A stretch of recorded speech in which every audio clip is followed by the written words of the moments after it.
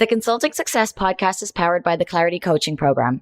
If you'd like to work directly with the Consulting Success team and receive personal coaching and support to optimize and grow your consulting business, marketing, and revenue, visit consultingsuccess.com to find out more and apply. Welcome to the Consulting Success Podcast. I'm your host, Michael Zipursky. In this podcast, we'll dive deep into the world of elite consultants, where you'll learn the strategies, tactics, and mindset to grow a highly profitable and successful consulting business.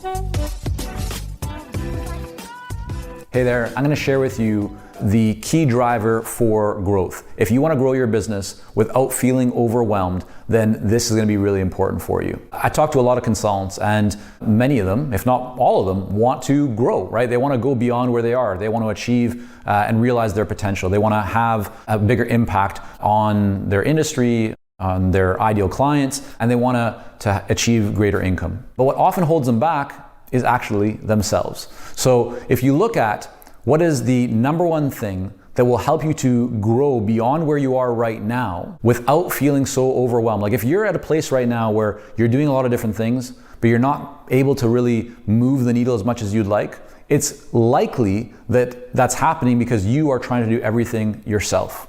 And this is a very common problem that we see.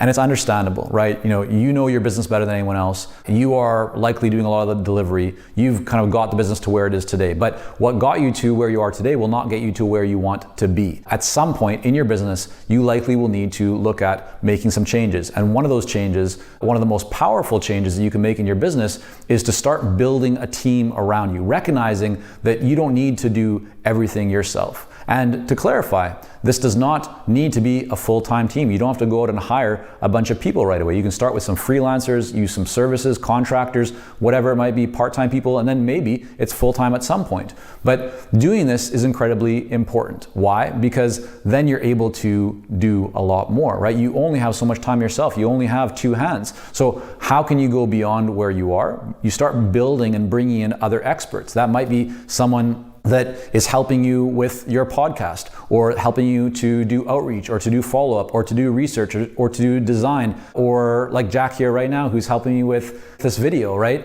Sure, I could do this myself, but it's not gonna be as good as it's gonna be because Jack is here, right? So this is what I'm talking about. It's about building out your team, looking for opportunities that are gonna help you to create more progress, more growth, to move the business forward, but not having you try to do all of that yourself. Now, what's the number one reason that holds people back from doing this? And one thing that I completely understand, because I've been there before. I remember this early in my career. I faced this exact same issue, which is why I didn't, maybe grow the business in the early days as quickly as I could have. And that was, I told myself, number one, there's two reasons I would say. Number one, I said, Michael, you know this better than anyone else. It'll take you longer to train that person, just do it yourself. I persuaded myself that this was true, but it wasn't, right? I could have definitely taught someone else. And what we suggest to our clients now is, if you're doing something more than once, then don't try and do it yourself, right? It's better to build a system and a process around it, and then bring on a team member or a service or whatever it might be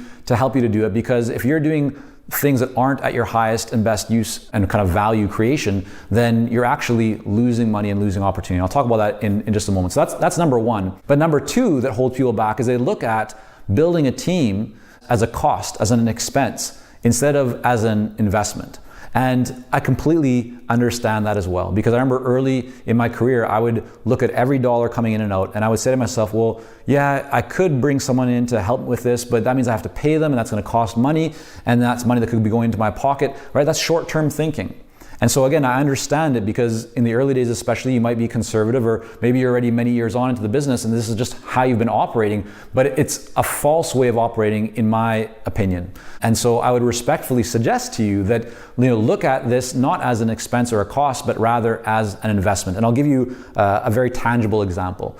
Let's say that you're using an hourly fee, and if you followed my videos and you've been in the world of consulting success for some time, you know how we feel about hourly fees. But let's just say that you've kind of arrived at your hourly fee or your hourly value at $250 an hour, just to make it simple.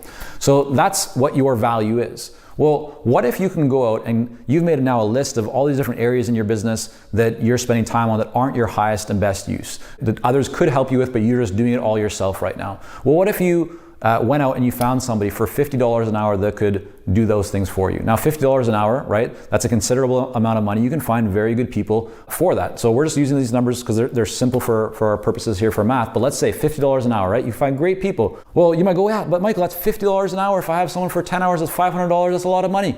Yes, but if your value is $250 an hour, right now, every hour that you yourself spend doing those things, you're actually losing $200.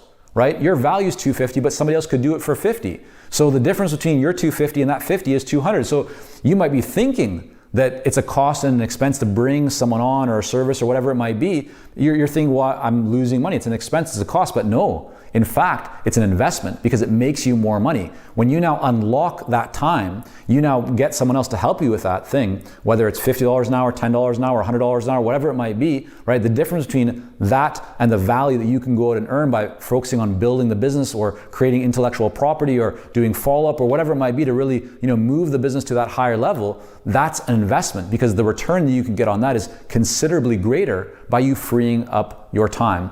And an example that I often share to clients is, look at what you're spending your time on every single week.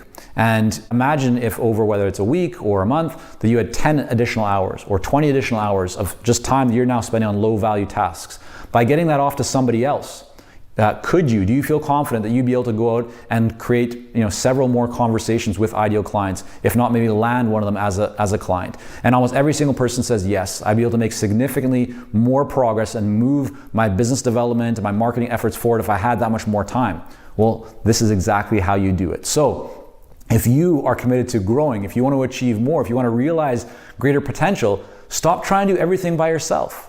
Instead, look at what can you do right now, where you spend your time that is not the highest and best use of your time, and then start to get other people involved in that. Build out your bench of talent. You don't have to go out and hire a bunch of people right away. They don't have to be full-time people, but make a list and then start finding whether it's services or technologies, tools, or people that can take over that work so you can delegate it to them. And yes, you will need to spend a bit of time training those people and getting it just right, but that's okay because once you've done it once and you keep working with them a little bit, you're gonna look back and go, I'm so glad that I did that. That's exactly what I've gone through. That's exactly what so many of our clients have gone through as we worked with them through this process. It'll free you up considerably, not only with time, but you'll be able to go out and make a greater impact. You'll be able to see your business grow significantly more and your income will grow as a result.